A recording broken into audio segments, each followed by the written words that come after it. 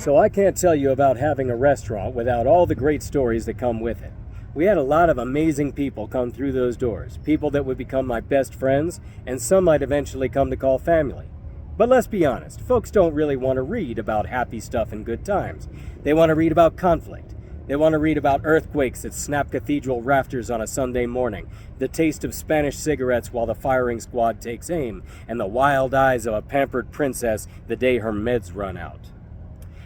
We'd always have these people come in that wanted to eat something we didn't serve. I know that happens everywhere, it isn't just us, but they'd say things like, "I just want pasta with a simple tomato sauce, nothing fancy, okay? Just tomato puree, can you do that?" There was this one lady that asked for that. I asked, "With basil?" "No." "Oregano? Fennel seed? Salt and pepper?" "No, nothing like that, just tomato puree." So we made it. Then she complained that it didn't have any flavor. But not a problem. She'd asked for it to go because she had a can of marinara sauce at home. I told her we could have made marinara sauce, but she said it was okay. She didn't want us to go to any trouble. Someone else told me that he was in the mood for a simple chicken parmesan. I told him, sorry, we don't have for that. But that's what I want, and the customer's always right. But we don't do it. Well, you're a chef, aren't you? You telling me you don't know how to make a simple chicken parmesan? Of course I know how, but the thing about chicken parmesan is, first I gotta go buy breadcrumbs, then beat an egg, dredge the chicken in it, bread it, saute it, then bake it. So no, it's not simple, especially when I'm full, like right now, and it's only me and my one cook in the kitchen, and she's making what's on the menu. Well then, you better get cracking. I looked at him for a moment, trying to control myself out of fear for a bad TripAdvisor review, then just said, "Sir, would you come into the back with me, please? I got a big red X I'd like you to stand on." I tell you, TripAdvisor is the worst thing to ever happen. If you're not high up, you'll do anything for a good review, and if you're number one, you're terrified you'll be overthrown, so you put up with all these delicate little nitpickers and princesses. You don't have gluten-free bread? No, we don't. Where am I going to get that in Antigua? I'll have a glass of your house Pinot Noir. Oh, you will you? What do you think you are, Napa? That said, I'll tell you about Kevin, who had a crush on me and wanted to help me succeed, and so told the wrong people about my new place. This was back when we were just starting out in a locale the size of a shoebox. He kept coming around for angry hour, and he'd sit there with his nose in a wine glass, trying to convince me his senses were so fine-tuned that he could get drunk just by smelling the Malbec he swirled pretentiously. Eventually, he brought some guy over, a flamboyant Guatemalan, who thought to school me on the ins and outs of proper restaurant management. This nutbag, we'll call him Gustavo, told me I needed this flower in a vase on the table nearest the door, a big vulgar flower, the name of which I can't recall. Also, he had this giant mirror with a fabulous golden frame, carved by his family's last surviving slave. He'd give me that to hang on one wall and make the place look bigger. And this extravagant chandelier that no one in the world could walk past if they saw it, should they glance in the doorway. These he would give me to help out, since his dear friend loved me, and that made him love me too. Kevin's eyes went wide as dinner plates when Gustavo let that slip, but I pretended I didn't hear it. Didn't want my luck to run out before I got this mirror and the chandelier. Hey, it's not easy opening your own business. The days are long and lonely and scary when no one knows about you yet, and so you'll smile at anyone who might help you pay the many bills hanging over your head. Even when they tell you that they're people not to be fucked with, because even your dentist will not recognize your body once he and his men are done with you. You'll nod and smile and say, "Whatever you say, sir." Then Gustavo gave me the worst advice I'd ever heard. About your menu, forget trying to be innovative. That'll never work. What you need to do is go around to all the other restaurants in town and copy down their menu. Then you offer the same thing a few quetzales cheaper. To be a businessman, you gotta be a little bit of an hijo de puta. I did that face where you raise your eyebrows and turn the corners of your mouth down, nodding slowly as if thinking it over and going, thinking, hell no I won't. I'll shrivel up and die before I stoop to doing that. But I'll keep my big mouth shut until I get that mirror and chandelier, thank you very much. So the next day, a pickup pulled up with 4 dark guys in dusty clothes and Gustavo riding shotgun. They piled out and unloaded a large clay pot with a Dieffenbachia for the entrance and an elegant vase with, a very vulgar flower. It turned out to be a red and yellow Heliacona lingulata. Gustavo told me that they would be back with the mirror and the chandelier, and I thanked him and his men sincerely. That night, at about 9:30, I got a call. Kevin told me that they were in a meeting of potential investors going on, and would I mind coming over? We'd had no customers that whole day, and it had been depressing, so I had no problem with closing early and hoofing it the 5 blocks up the road. I arrived at one of those high-walled gates that look like nothing special from outside, but once you're let in, the size of the grounds and the mansion will stagger you. Yeah, that's Antigua for you. A lot of the houses are like that. Immaculate gardens, fountains, and Moorish-style colonial architecture that'll make you realize you're in the presence of very old money. And it doesn't matter that you're from Palm Beach, Florida. These people are descended from conquerors. So, I was shown in by a servant, and there was Gustavo in all his flamboyance, and Stefan, a dude in a wheelchair, and this broke-ass junkie nobody named Cliff that I'd bumped into here and there, usually in bars. He's the guy who sits next to you, strikes up a conversation, and then tries to get you to buy him a drink. He'd brought his girlfriend, a caramel Guatemalan he'd somehow managed to hoodwink. They were all smoking weed with a tinfoil pipe and ashing their cigarettes in an empty Marlboro pack. I sat there listening to a bunch of bullshit for a few hours, Stefan telling me everybody's different and that he gets an erection by being relaxed. Gustavo telling me about everything he was going to do for me, and Cliff saying he could see the color of people's energy, and that mine was purple around my neck. Eventually, they got to the point that when people wear clothes, that hides their energy, repressing it. They thought it was in my best interest to get naked, so they could evaluate me and read where my meridian points might be blocked. So, this is where businesses are made or broken, I thought. I put up a polite argument for a few hours because, frankly, I was scared. I'd been listening all night to Gustavo reiterating the dentist line from yesterday, and the others nodding sagely as if it was an indisputable truth.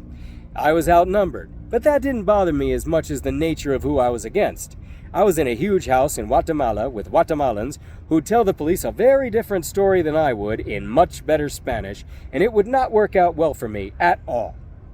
Plus, I was still holding on to that damn mirror and chandelier in my foolish, naive little mind. So I was polite as I could be until finally Gustavo told me that we would do a little exercise. He wanted me to close my eyes, clap my hands, and count to 10. Okay. I closed my eyes just enough to peer through my lashes, clapped twice, and then opened my eyes again. He had stood up quickly, dropped his pants, and was in the middle of wrestling his shirt up over his head, and he smiled the huge smile of one caught in the act of something stupid. He shot back down into the couch with this idiotic grin on his face, and I just looked at him. He said, "See? What has changed? Nothing. You are over there, I'm over here, everything is the same." I looked over at the tinfoil pipe and the cigarette pack full of ash on the side coffee table and thought, what kind of millionaire doesn't even have an ashtray? Or a bong? That's when I realized this wasn't their house. I got up and walked out without a word, wondering how I'd been so stupid. But that's what greed does to you, I guess. I got lost a few times trying to find my way out, and again on the grounds outside where only a few squares of light from the windows lit my path, and then I had to wait for the servant to come with a key to let me out of the gate. There was one of those police pickups outside, 4 Mayan cops watching me suspiciously as I walked out, and I passed them with my heart in my mouth, waiting for them to get the call that there was a gringo junkie who'd burglarized the house making his getaway, or some cock and bull story, whatever. The next time I saw Kevin, I asked him what the hell he'd been thinking sending me in there, and he said, there must have been some kind of communication breakdown. I told him to go fuck himself and never come back to Sobremesa.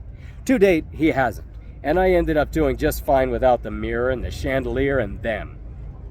There was this other time that a buddy of mine came by and asked me to close early and come be his wingman. We'd had no customers at all that day, and I was going stir crazy, so I said, what the hell? After closing the restaurant, we went to get a couple drinks and talk to the girl he would later marry. And at the first corner we came to, we got accosted by these two Guatemalan assholes that were just itching for a fight. One of them said, "Hey, canches, how you doing tonight?" in English, and we said, "Fine, thanks," and walked right by. They fell into step behind us, and I was thinking, Christ, here we go. Why does this shit always happen to me? "So, where you from?" he asked. "Here," I laughed, and he got pissed. "Motherfucker, you're not from here. This is my country, you fucking bitch." And he never finished whatever he was trying to say because I spun around, snatching out my extendable baton from my pocket and snapping it open with a snick. I stepped to him, his eyes going wide. "¿Qué me dijiste?" I said. "¿Qué me dijiste?" And he put his hands out placatingly, saying, "Tranquilo, tranquilo." Gone was that confident hatred that he only had an instant before, but that'd been seething out of him. And that's when I said something really clever like, "Yeah, tranquilo como tu mamá." Because that's what you say, isn't it? Your mama. Whatever. I chased him back to the corner and turned around, returning to where my friend waited, and we resumed walking up to Fifth Avenue to the bar. We went the rest of the block, him watching me out of the corner of his eye, judging me, I suppose, for having an asp and being prepared when two assholes wanted to fight me for no reason. He was looking at me like he didn't know how to reconcile going somewhere with me. We got to the curb at the corner and something occurred to me. Did I just tell him I'm calm like his mom? It broke the tension and the dude started laughing, and I haven't been able to live it down. I've really got to come up with some one-liners in Spanish because this off-the-cuff stuff's got to go. I tell you though, that baton saved my ass more times than I can count. So many times junkies tried to rob me on my way home from work, and all I had to do was take that thing out. A quick flick of the wrist and snick, there it was. 3 feet of steel in my fist, and they thought better of it. That and pepper spray in my other pocket, and no one ever found out I'd been taking martial arts classes with Olaf. That was my last resort. Once, I was so glad I had those on me everywhere I went, because all the fancy kicks in the world wouldn't have saved me. It was another quiet night. Not a soul out on the street. At 10, I shut the doors and was getting ready to leave when this loud sobbing came through from outside. Some woman bawling her eyes out, and a cruel man with a French accent telling her about how sick he was with his shit. The voices passed on to the corner of Fifth Avenue, right there by my door, and I heard the woman crying so loud I couldn't bear it. While mumbling, "It's not my problem," over and over, I put my spray and my asp in my jeans and went out to stop whatever it was Frenchie was doing. Locking up, I saw her out of the corner of my eye, lying alone in the cobblestones on the street. A group of loud, drunk gringo 20-somethings walked right past her without more than an, "Oh, look at her." Nobody else gave a shit. I went to her, checking on all sides for Frenchie, and bent down to put my hand on her shoulder. She stiffened. "Don't be afraid," I told her. "I'm here to help." I didn't bother to ask the same stupid question everybody asks. "Are you okay?" She sniffled and looked up at me with bleary eyes. "Come on, let's get up," I said, and helped her stand. We went back to the restaurant, and I sat her down and gave her a glass of water. Nothing helps you stop crying like water, hell if I know why. She quieted down, and I asked what had happened. With her breath hitching, she told me that she'd been in the bar around the corner with her boyfriend, and she'd gotten her period. She asked if they could go back to their hotel, and he'd gotten mad because he was having a conversation with a guy he'd met, and it was obvious that she was jealous. She was always a bitch when he was having a better time than she was. He told her to go to the hotel by herself, and she'd gone most of the way until the Park San Sebastian. It was so lonely and dark that she got scared and came running back. Oh, what a worthless little coward she was. So, he left her to escort her to her hotel, telling her every horrible thing he could think of, and no, it wasn't the first time. This happened everywhere they went, all over the world. They were off to California to meet their family after this, and then back to France, where they'd met and begun traveling together. "Well," I said, "when you are safely with your family, you tell them everything you just told me and kick his ass out." "I would, I should, but no buts. Do you want me to call the police?" "No, please, thank you, but no." "Okay, I'll take you up to your hotel right now." She wiped her eyes and nose, smiling, and I realized we'd spent almost an hour talking. When I opened the door, I saw someone leaning against the wall across the street, rocking his back on the wall with his shoulder blades. He was tall, strong, with a much longer reach on his arms than I have. If it came to blows, his fists would reach my face a lot quicker than mine would reach his. I felt my baton and spray grow heavy in my pockets, making my legs move slowly like in a dream. Ushered her out, asking quietly, "Is that him?" She nodded.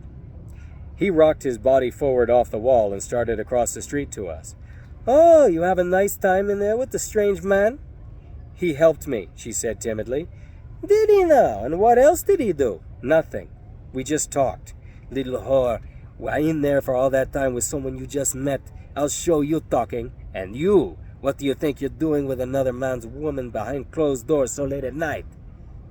He was right on top of us now, standing too close to her for me to hose him down with the spray.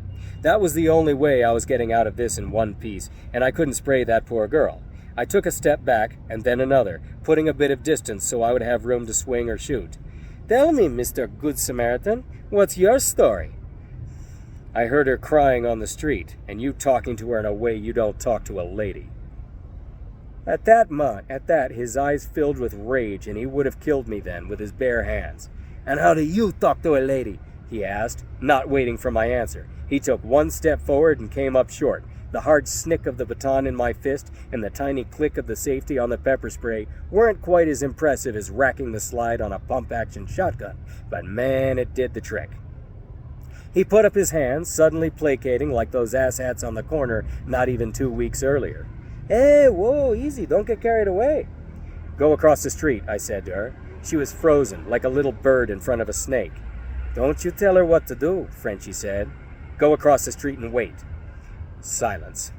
Then Frenchie laughed, using her as a shield. "See? She's not going anywhere. So what are you going to do now, cowboy?" I guess he saw something in my eyes then, when I raised the can of spray, hoping she would duck in time. "Okay, look, I see you're a gentleman. You only did the most natural thing, and if our positions were reversed, I would have done the same thing." "What?" I asked, but he ignored me. "We're going back to our hotel now, and you go your way, and we don't need to say any more about this unpleasantness." He put his arm around her and led her away toward Quintacalle, and I followed them at a respectable distance all the way to the hotel. They never turned back once to see me, and they walked peacefully. I wish I'd gotten her Facebook or something so I could check up on her now and then and see if she'd left him, but hey, 20/20 hindsight, right? And you'd think I'd stop being nosy and interfering with people after that night, but just like that scorpion and frog story, it's just my nature.